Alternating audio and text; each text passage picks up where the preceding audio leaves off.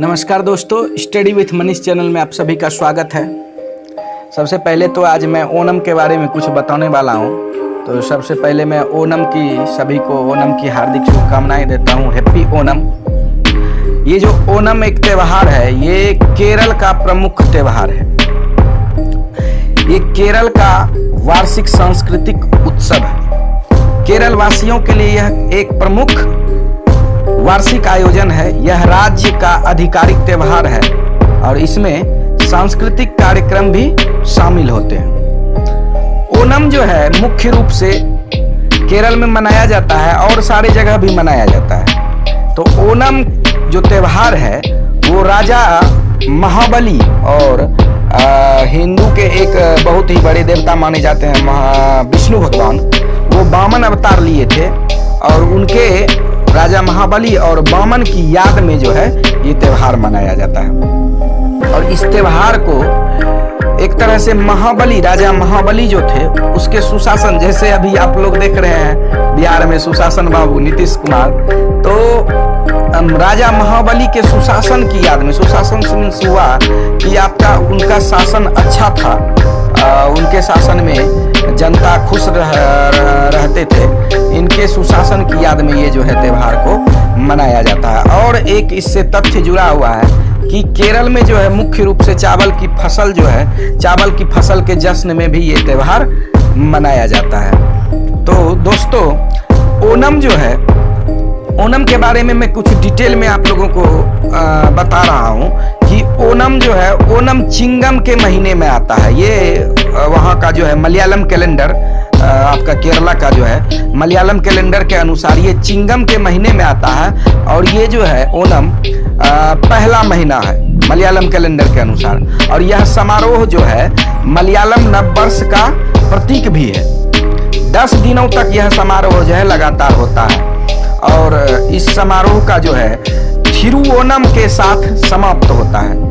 और 10 दिन के क्रमानुसार अगर हम उसको लेंगे तो सबसे पहला दिन जो इसका होता है अथम उसको कहते हैं, और दूसरे दिन को चिथिरा, तीसरा चोढ़ी, चौथा विशाखम और पांचवा अनिझम, छठा हो गया त्रिकेता और सातवां हो गया मूलम और 8वां दिन हो गया पुरदम, 9वां दिन उत्तरदम और लास्ट दिन क्या हो गया आपका थिरुवोणम। ये जो है ये नाम है 10 दिन का, इसके नाम से थिरुवोणम का दिन जो है 10वां दिन, उसको थिरुवोणम के नाम से जाना जाता है। और आपका जो है पहला और आखिरी दिन इस ओणम पर्व का महत्वपूर्ण होता है।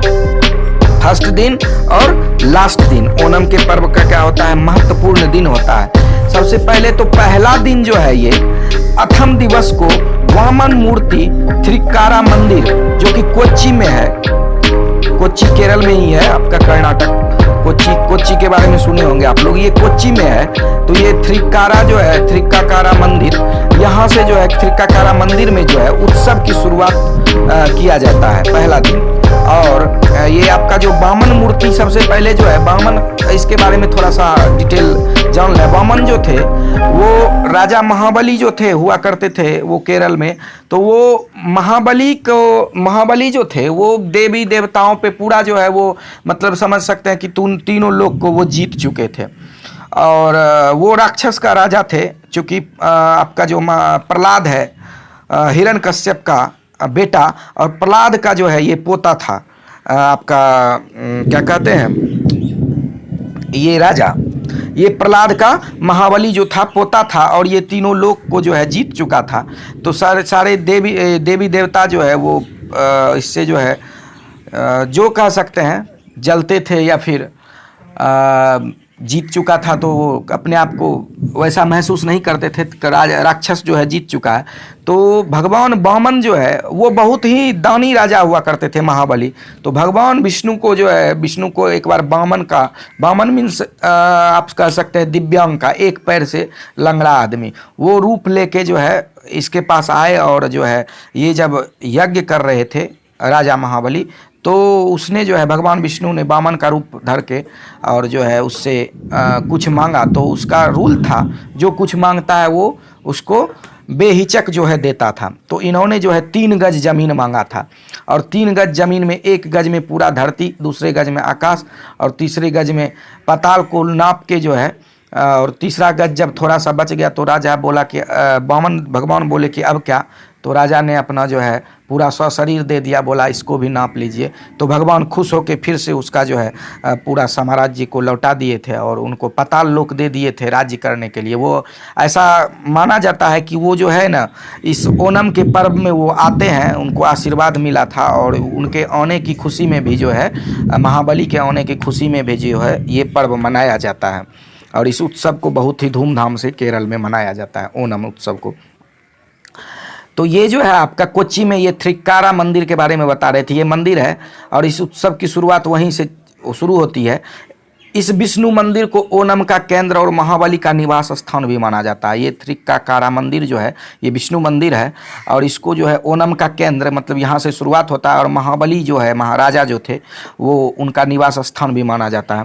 इस उत्सव में सबसे पहले जो है बहुत सारा चीज़ होता है, जैसे झंडा, सबसे पहले फ्लैग वॉचिंग होता है, झंडा फहराया जाता है।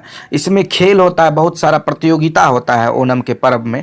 और इसमें मुख्य रूप से नाव दौड़ होता है जिसमें सभी शामिल होते हैं वहाँ के केरल के लोग। और सांस्कृतिक कार्यक्रम भी होता है, फूलों से रंगोली बनाई जाती है, पूरा घर को फूलों से सजाया जाता है, रंगोली बनाई जाती है। पारंपरिक पोशाक भी इस पर्व में पहना जाता है, वहाँ का जो पारंपरिक केरल का पोशाक होता है वो पहना जाता है। और महिला जो है पारंपरिक साड़ी पहनती है जिसको कसाबू साड़ी कहते हैं। इस जो है पर्व का, इस पर्व में ओणम में महाभारत और रामायण की झांकियाँ भी निकाली जाती है, दिखाई जाती है। संगीत नृत्य पूरा केरल में भरपूर होता है।